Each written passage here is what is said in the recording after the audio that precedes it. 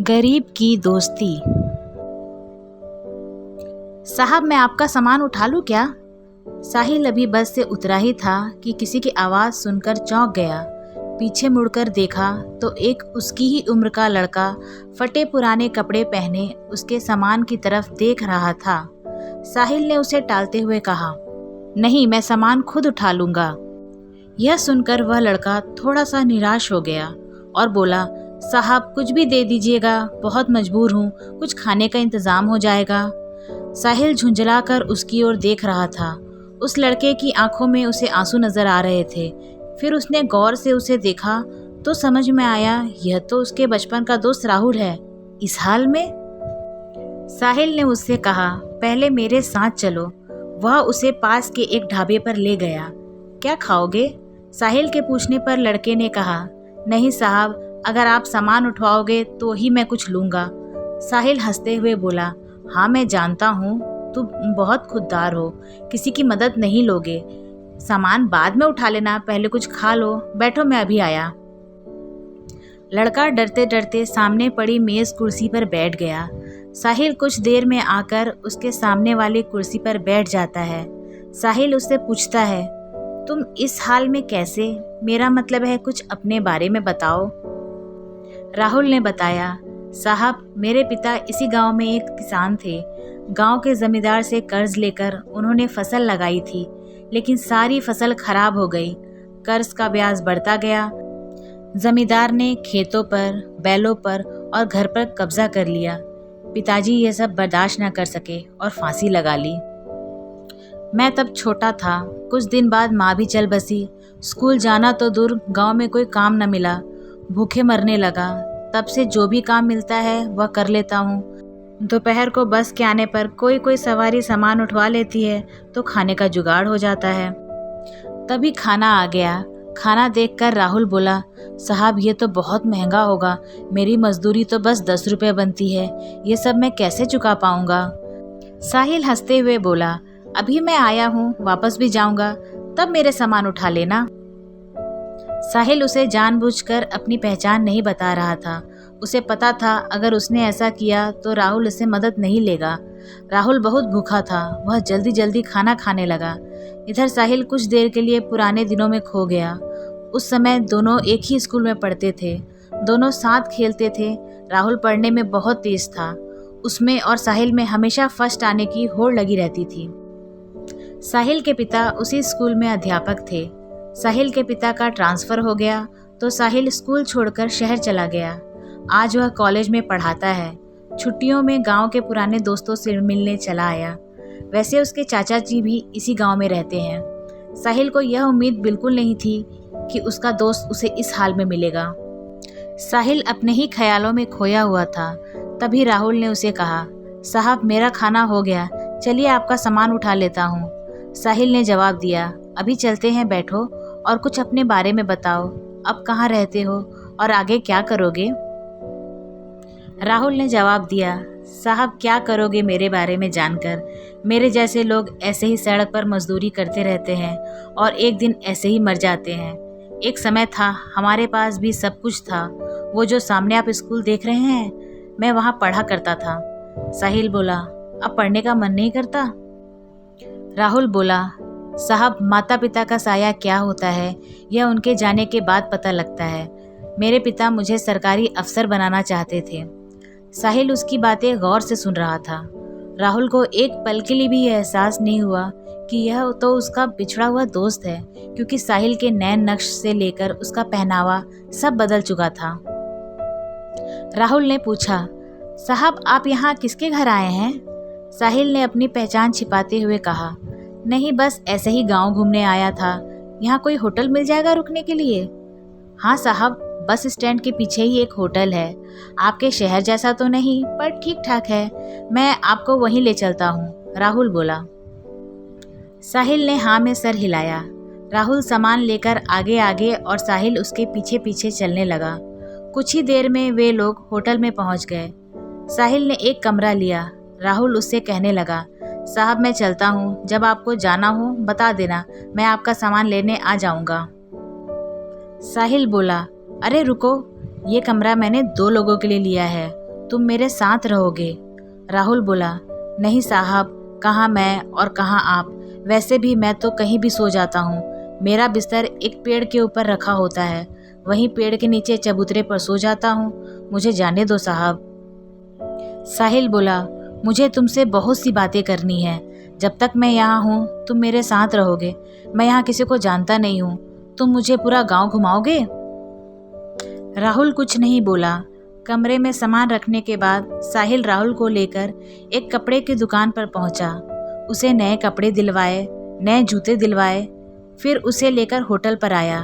उसने राहुल की ज़रूरत का हर सामान खरीदा और उससे कहा, तुम नहाकर ये कपड़े पहनो, मैं अभी आता हूँ। राहुल को कुछ समझ नहीं आ रहा था। उसने नहा धोकर नए कपड़े पहने, अपने आप को शीशे में देख ही रहा था, तभी साहिल आ गया। राहुल अपने कपड़ों को देखकर रो रहा था। साहिल बोला, क्या हुआ, कपड़े अच्छे नहीं हैं? राहुल बोला, नहीं साहब, माँ की याद आ गई। वो अपने हाथ से सिलकर कपड़े पहनाया करती थी। कल मैं आपको अपना घर दिखाऊंगा जो जमींदार ने हथिया लिया। साहिल उससे बैठकर बातें करने लगा। कितना कर्जा था तुम्हारा? राहुल ने कहा, साहब सब मिलाकर 50-60 हज़ार था, अब तो 80-90 हज़ार हो गया होगा। काफ़ी देर इधर उधर की बातें करने के बाद दोनों सो गए। सुबह साहिल राहुल को लेकर गांव घूमने गया। वहां राहुल ने अपना घर दिखाया जो बंद था। राहुल बोला, साहब यह पेड़ ही मेरे माँ बाप है, मैं यहीं सोता हूँ। साहिल बोला, राहुल मैंने तुमसे झूठ बोला था, मैं गांव घूमने नहीं सिर्फ तुमसे मिलने आया था। यह सुनकर राहुल चौंक गया। साहिल ने बताया, मैं तुम्हारे बचपन का दोस्त साहिल हूँ। यह सुनकर राहुल गौर से साहिल के चेहरे को देखने लगा। उसे अब उसमें अपना दोस्त नजर आने लगा। उसकी आंखों से टप टप आंसू बह रहे थे। साहब आप? वह कुछ बोलता इससे पहले साहिल ने कहा, साहब नहीं, साहिल तुम्हारा दोस्त। राहुल कुछ बोल न सका। वह बस एकटक साहिल को देखे जा रहा था। उसके अंदर का सैलाब अब उमड़ने लगा था। इतने सालों का दर्द उसकी आंखों से बह रहा था।